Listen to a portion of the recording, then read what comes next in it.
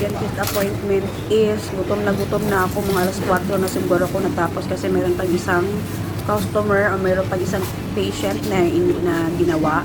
So, ayan, nanginginig na ako sa gutom dahil alam niyo naman yung kinain natin ay isang umusubi lamang. At dahil nga masakit pa yung ginawang ipin natin, so ayan, ang in-order ko ay sotongho na may seaweeds, tapos omelette, tapos may luncheon meat, tapos kape. Para siyang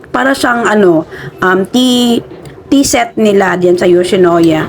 Kain.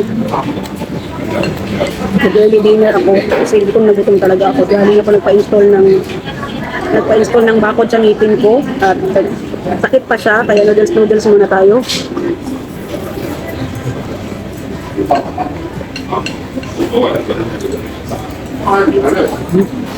Seaweed pa talaga yung in-order ko, no? Didik ito sa bakod.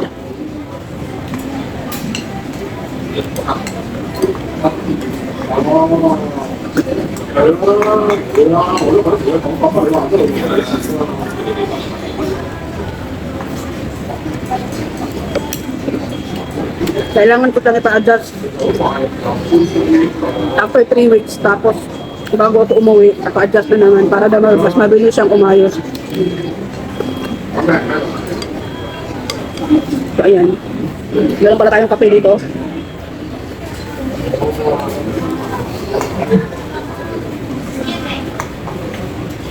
Ito na nga ba eh. Dati na akong may retainer. Yung kaka-twist pa lang ng ngipin ko, nag-retainer na talaga ako. Ang ending, naputol yung retainer ko, hindi ko na siya naipakabit ulit. Ako sinabi ng doktor sa akin, kailangan mo talagang mag-maintain ng retainer para hindi mag-twist yung ngipin mo kasi wala ka ng ngipin dito. Dito ba? Yung after sa pinakalas, wala na yun. Blanco na talaga siya. Mag-twist daw talaga kasi luluwag. Ang ending, ayun, nangyari. Lumuwag talaga. Nag-twist yung ngipin ko. Ganyan na siya ngayon. So wala tayong choice.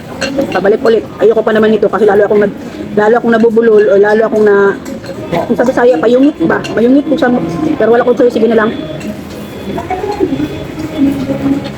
So yun, kakain na muna ako. Bye! Always remember, don't forget to smile. Bye, ingat!